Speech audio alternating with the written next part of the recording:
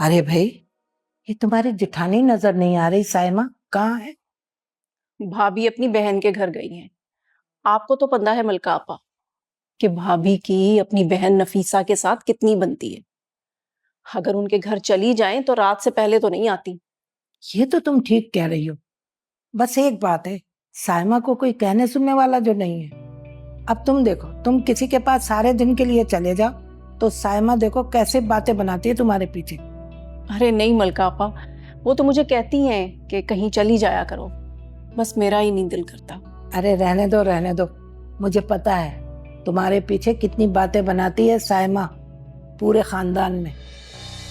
अरे तुम्हें तो मशहूर करके रख दिया है कि तुम्हें घूमने फिरने का बहुत शौक है।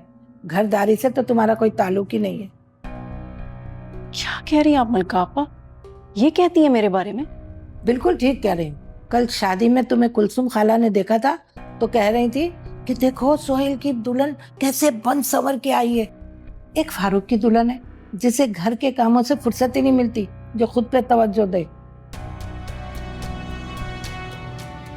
ये तो मुझे पता है मलका आपा कि भाभी पीठ पीछे मेरी कितनी बुराई करती हैं, लेकिन मुझे ये नहीं पता था कि इस हद तक उन्होंने मुझे खानदान में बदनाम किया हुआ है। अरे रहने दो, क्यों अपना खून जला रही हो? इसीलिए तो कहती हूँ साइमा की चालाकियों को समझो।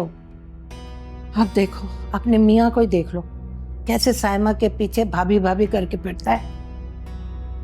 और मजाल है जो साइमा की मर्जी के बगैर कुछ हो जाए इस घर में। ये तो आप ठीक कह रही हैं मलका आपा। घर में अगर कोई फर्नीचर भी आता है ना तो वो भी भाभी की पसंद का और उनकी मर्जी का आता है। अब ये कल की बात ले लें, सुहेल शादी के सारे काम उनसे पूछ पूछ के कर रहे थे, चाहे दूल्हे का लिफाफा हो या उसकी सलामी। हर काम अपनी भाभी से पूछ के कर रहे थे और मुझे तो बहुत गुस्सा आ रहा था।